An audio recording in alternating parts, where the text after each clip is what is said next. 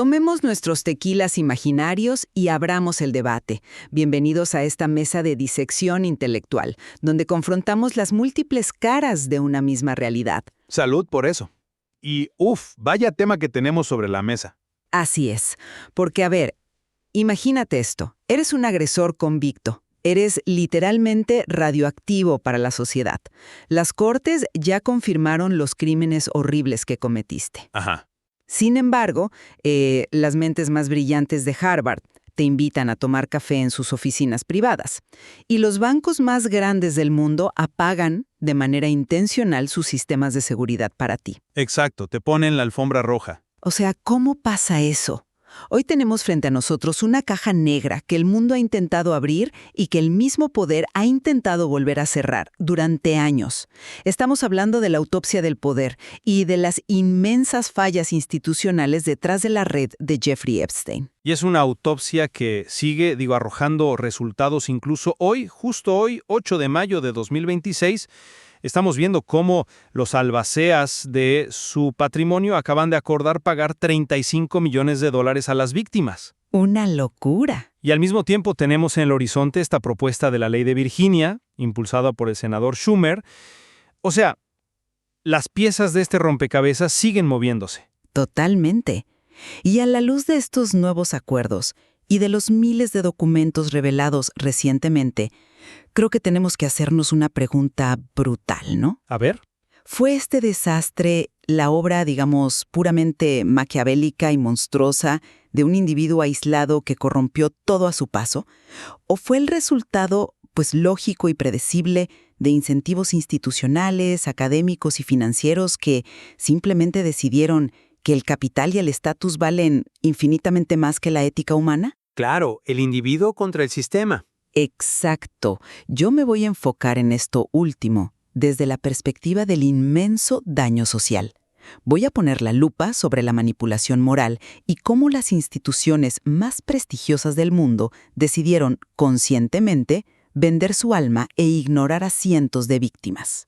Pues yo lo abordo desde otro ángulo, porque la narrativa del villano aislado, del monstruo encantador que llega y engaña a instituciones ingenuas, creo que nos impide ver cómo opera realmente el poder. Ajá, pero... Espérame, yo voy a analizar la topología de esta red. ¿Cómo funcionaba realmente el esqueleto del ecosistema? Porque si queremos entender por qué ocurrió esto, tenemos que ver cómo el pragmatismo, la necesidad económica y las reglas de supervivencia de los ecosistemas de élite hicieron que colaborar con este sistema fuera la decisión más racional. Racional. ¡Wow! Sí, desde una perspectiva puramente transaccional. Para ellos era lo más lógico. Entiendo por qué piensas eso, pero déjame darte otra perspectiva. Para entender la magnitud de esta traición institucional, tenemos que reconstruir cómo era el mundo en los años 90 y principios de los 2000. Un mundo muy distinto. Absolutamente. Estamos hablando de un ecosistema, un club de chicos millonarios, donde la impunidad era literalmente el aire que respiraban. O sea, Epstein se movía en aviones privados, en mansiones en Nueva York, en Palm Beach, y todo el tiempo reclutando a niñas vulnerables bajo la fachada de ofrecerles trabajo. Sí. Pero lo que realmente me hierve la sangre, y te lo digo en serio, no es solo lo que este hombre hizo a puerta cerrada. Es lo que las instituciones hicieron a plena luz del día. Es un pinche desastre moral. Es que ahí está la clave de cómo se construyó el mito, ¿no? Epstein no era el hombre más rico del cuarto. Su fortuna personal, aunque grande, palidecía en comparación con la de los titanes que lo rodeaban. Sí, comparado con Wexner o Gates, claro. Exactamente. Pero él tenía algo muchísimo más valioso, que era la conectividad. En teoría de redes, él era lo que llamamos un hub, o sea, un nodo de altísima centralidad en una red de mundo pequeño, un small world. A ver, sí, pero el sistema de la élite no solo fue negligente por estar conectado, no fue un accidente de la topología, fueron cómplices activos. Bueno, cómplices es una palabra fuerte legalmente hablando. Pero lo son moralmente. Epstein fue condenado en 2008 en Florida por delitos sexuales contra menores. En 2008. Sí, ese es el punto de inflexión. Ya era un agresor sexual registrado.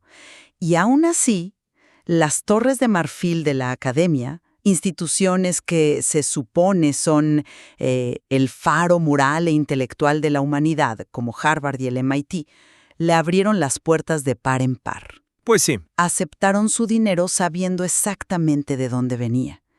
Y cuando la situación se volvió demasiado incómoda por la prensa, simplemente decidieron etiquetar los fondos como donaciones anónimas. O sea, se mamaron. Es un cinismo absoluto. Ojo, entiendo la indignación, pero las universidades no aceptaron ese dinero por pura maldad caricaturesca.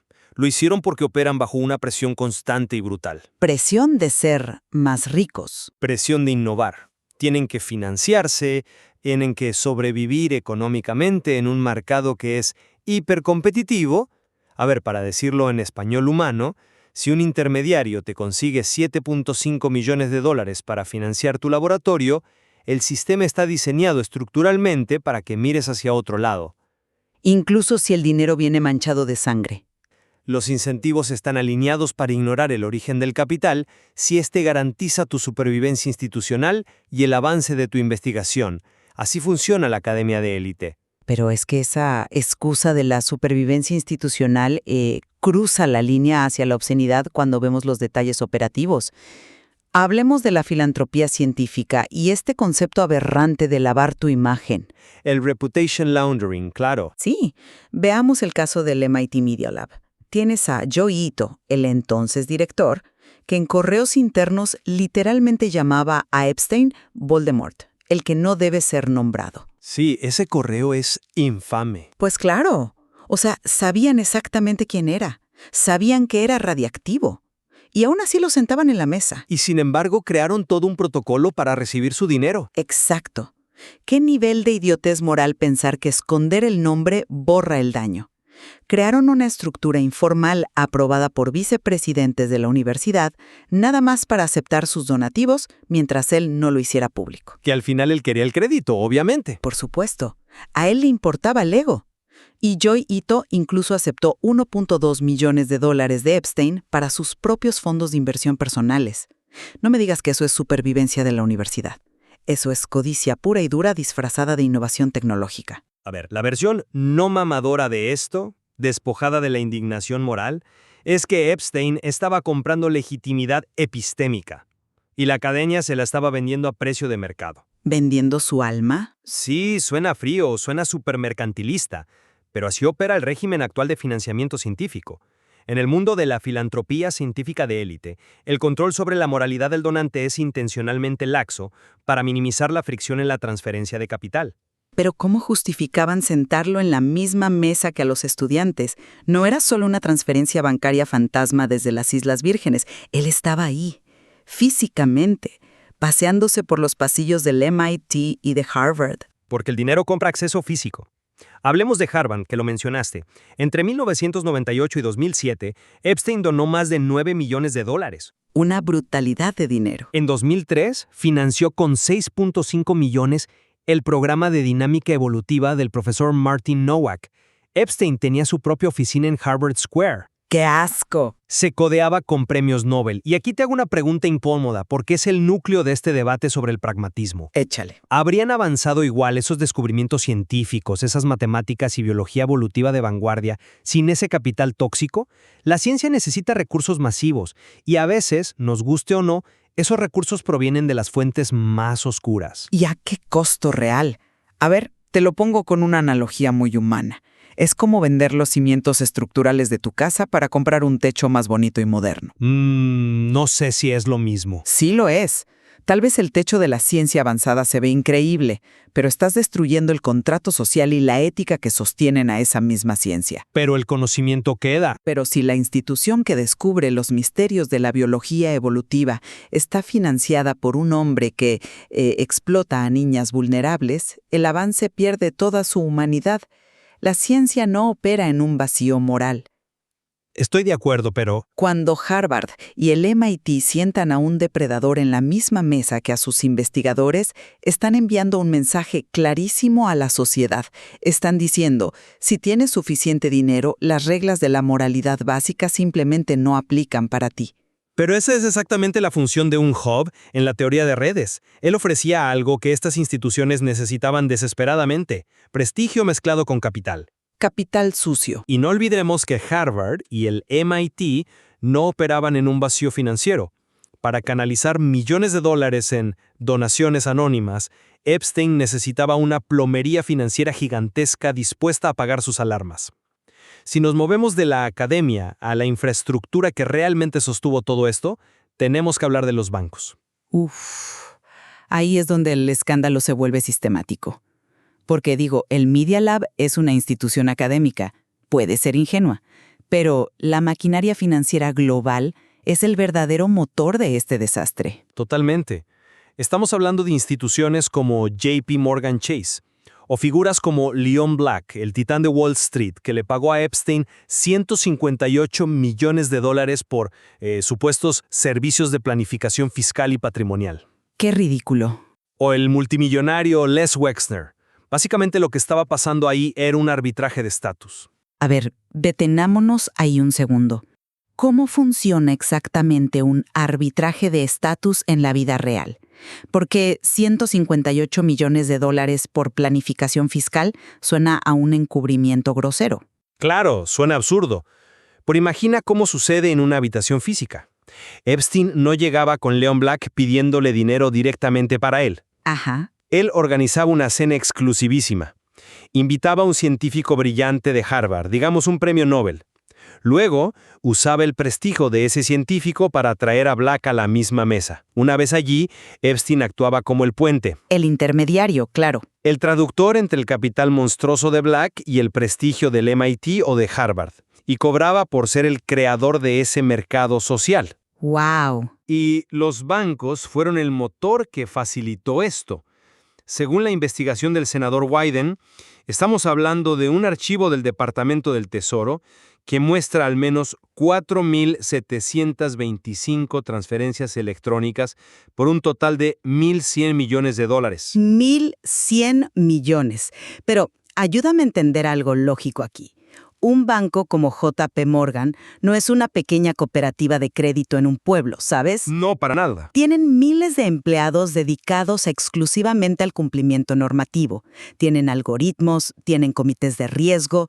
¿Cómo es que un sistema de alertas con ese nivel de sofisticación simplemente, se apaga frente a más de 4.000 transferencias? Porque el sistema de alerta se apaga intencionalmente frente a la rentabilidad extrema. ¡Qué cinismo! Es que los oficiales de cumplimiento en estos bancos de inversión actúan, en muchos casos, como los cadeneros de un club nocturno exclusivísimo a los que se les paga específicamente para no pedirle la identificación al cliente VIP. Uf. Si eres un banco y tienes un cliente que maneja miles de millones y que además te trae a otros clientes que valen decenas de miles de millones, de pronto encuentras justificaciones súper creativas para archivar los reportes de actividad sospechosa. Es una ceguera voluntaria incentivada corporativamente. Es que es absolutamente indignante, perdóname, pero es que escuchar que la infraestructura bancaria global catalogó a un traficante internacional de menores como un cliente de alto valor, al que había que proteger, está de la chingada. Es la realidad del mercado. Es una bofetada a la justicia. JP Morgan Chase le dio préstamos, le permitió retirar cantidades masivas de efectivo regularmente desde 1998 hasta agosto de 2013, 5 años después de su condena. El efectivo era clave para su red, sí. Tuvo que llegar el 2023 para que JP Morgan finalmente sintiera la presión legal y pública y pagara un acuerdo de $290 millones a las víctimas. Y los acuerdos siguen cayendo. Como mencionamos al principio de la charla hoy, en mayo de 2026, estamos viendo todavía más repercusiones financieras. Exacto. Hoy estamos viendo que los albaceas de su patrimonio, su abogado Darren Indicay y su contador Richard Kahn, acuerdan pagar 35 millones a las sobrevivientes. ¿Y por qué lo hacen? Para salvar su propio pellejo, claro. Para protegerse ellos mismos de demandas civiles, porque ellos fueron los arquitectos que estructuraron esas cuentas bancarias. Esos hombres diseñaron la red financiera para que Epstein tuviera efectivo líquido y constante para pagarle a las víctimas y a las reclutadoras. Sí, la logística operativa. El estatus, la rentabilidad, los miles de millones en movimiento, absolutamente nada de eso justifica crear una maquinaria corporativa que facilita atrocidades sistemáticas contra menores. A ver, no lo justifica éticamente, por supuesto. Ningún analista serio te diría que eso es moral, pero sí explica mecánicamente por qué el sistema lo permitió y lo alimentó. La rentabilidad silencia la ética. Es una regla no escrita. Tristemente. Y esa misma dinámica de ceguera voluntaria se traslada al último bastión que debió detenerlo, el sistema de justicia. Porque si los bancos lo protegieron por su capital y las universidades por sus donaciones, el sistema judicial lo protegió por algo mucho más oscuro y complejo que simples sobornos en efectivo. El sistema judicial lo que hizo fue escupirle en la cara a las víctimas y destruir cualquier noción de debido proceso. O sea, hablemos de ese maldito acuerdo de no procesamiento del 2008, negociado por el entonces fiscal federal Alexander Acosta, en Florida. Un documento histórico por las peores razones. El FBI había hecho su trabajo. Tenían una acusación federal de 53 páginas lista para ejecutarse. Había testimonios, había evidencia física en sus mansiones. Epstein podría, y debió, haber pasado el resto de su vida en una prisión federal en ese momento. Pero, en lugar de eso, lograron una de las maniobras legales más anómalas de la historia moderna de Estados Unidos. Una traición absoluta. Le dieron un trato de indulgencia secreto, que cerró la investigación federal por completo. Le dio inmunidad no solo a él, sino a todos sus posibles co-conspiradores. A todos. Sí, esa cláusula de inmunidad a terceros es rarísima. Y violó flagrantemente la ley de derechos de las víctimas de delitos. ¿Y cómo lo hicieron? Deliberadamente ocultaron el acuerdo. Ni siquiera les notificaron a las sobrevivientes que este trato se estaba negociando a puerta cerrada. Las ignoraron por completo. Las dejaron en la oscuridad total mientras él cumplía una condena de chiste, porque era de chiste, en una cárcel estatal con permisos para salir a trabajar. Ese acuerdo estuvo cabrón. Fue una cachetada en la cara. Y por eso es tan vital la ley de Virginia que acaba de proponer el senador Schumer. Nombrada por Virginia Giuffre, claro, la sobreviviente. Así es, una mujer que ha peleado durante años contra un muro de impunidad. Esta ley busca eliminar el Estatuto de Limitaciones a nivel federal para que las víctimas adultas de abuso sexual puedan demandar civilmente sin importar cuánto tiempo haya pasado. Lo cual cambia las reglas del juego. Por supuesto, porque el trauma de estas mujeres no prescribe a los 10 años. Y los abusadores como Epstein, y especialmente sus cómplices institucionales, no deberían poder usar el reloj del sistema judicial como un escudo para escapar de la justicia. A ver, estoy totalmente de acuerdo en que el trato de 2008 fue una aberración legal que violó procedimientos básicos. Eso es innegable. Pero tenemos que introducir la última pieza de esta caja negra.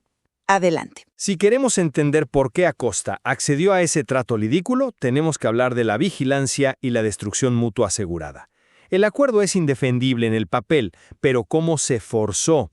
Epstein no solo acumulaba favores financieros, él acumulaba leverage, chantaje puro y duro, información. ¿Te refieres a las grabaciones en sus residencias? Todo ese morbo. Exactamente.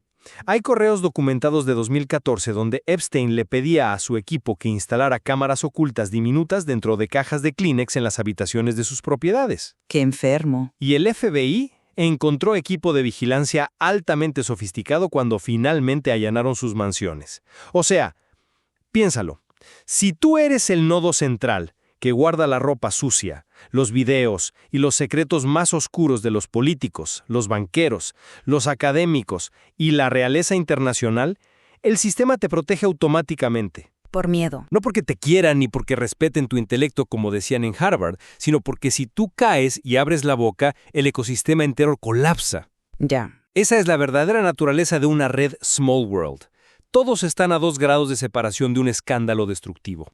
Acosta mismo dijo años más tarde que, durante las negociaciones, le dijeron que Epstein pertenecía a la inteligencia y que lo dejara en paz. Que eso suena a excusa barata, honestamente. Sea esto estrictamente cierto o sea una exageración defensiva de Acosta, la simple percepción del leverage, de ese chantaje, era suficiente para paralizar a la maquinaria de justicia de la nación más poderosa del mundo. Pues no me convence esa línea de razonamiento porque, a ver, justificar la inacción judicial bajo la excusa del chantaje o la supervivencia institucional es aceptar la decadencia total de nuestra sociedad. ¿Es leer la realidad? Entiendo la topología de la red, entiendo perfectamente cómo funcionaba la maquinaria de extorsión, el lavado de reputación en la academia y el arbitraje financiero de los grandes bancos.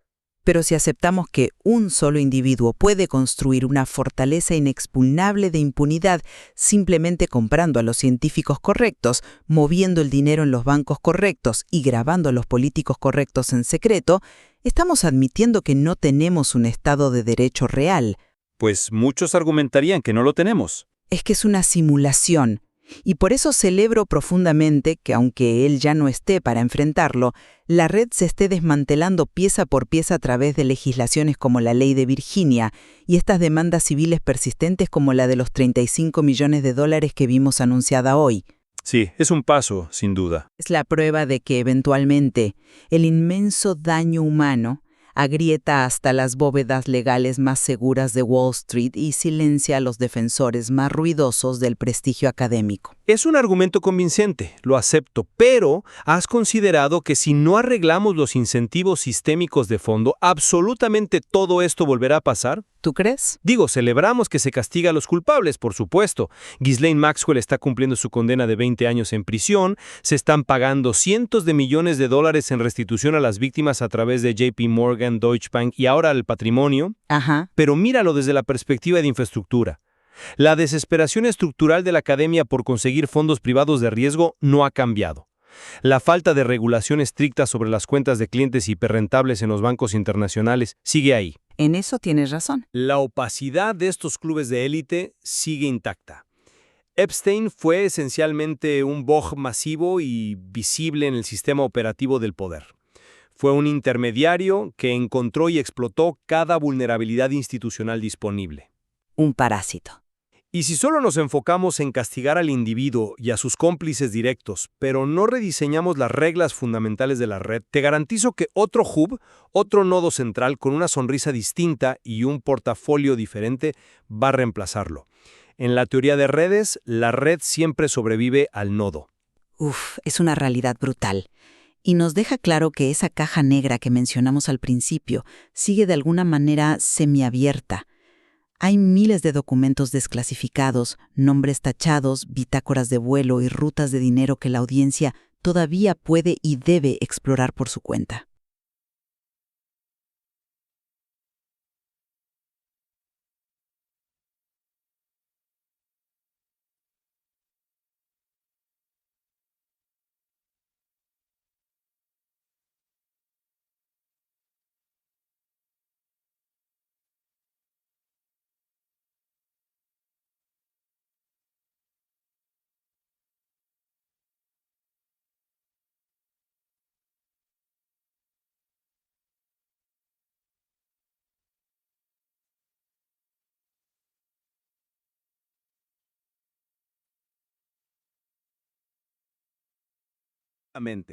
Las piezas están sobre la mesa. Entender la mecánica de la red no perdona a los involucrados, claro, pero nos arma para identificar al próximo hub antes de que se vuelva intocable. La autopsia de este sistema está muy lejos de terminar. Volvamos entonces a nuestros tequilas imaginarios y miremos fijamente esta mesa de disección. Porque mientras el agua de la moralidad institucional siga siendo así de turbia, mientras la supervivencia académica dependa de donantes oscuros, y mientras el prestigio tenga un precio de mercado tan claro, siempre habrá alguien dispuesto a comprarlo en la oscuridad. Y siempre habrá instituciones dispuestas a venderlo. Así es, gracias por acompañarnos.